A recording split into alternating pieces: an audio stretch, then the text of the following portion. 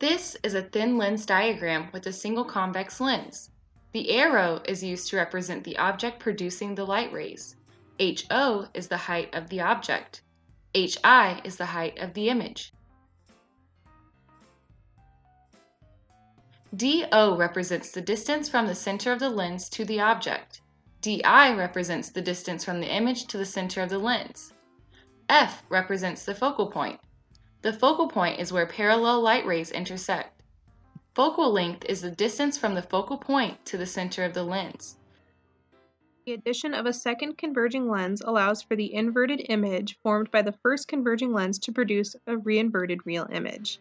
The inverted image occurs where DI1 and DO2 meet. This point can be calculated using the known distance of DO1 and the focal length of the first converging lens.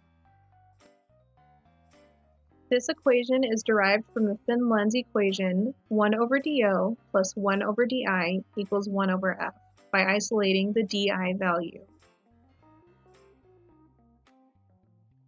DO2 represents the distance from the inverted image to the center of the second converging lens. DI2 represents the distance from the center of the second converging lens to the reinverted real image, resulting in an image with the same orientation as the initial object.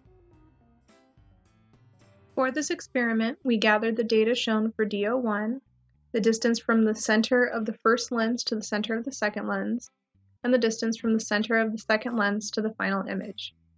Using these known values and the known focal lengths of the converging lenses used, we found the DI values shown using the manipulated thin lens equation.